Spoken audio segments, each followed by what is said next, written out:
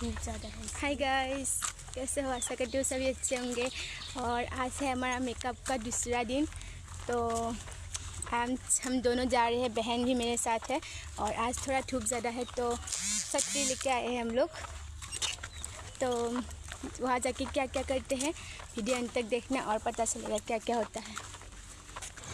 तो अभी हम लोग पैदल जा रहे हैं और अभी हम लोग गाड़ी में बैठ गए हैं और फाइनली हम लोग पहुंच भी गए।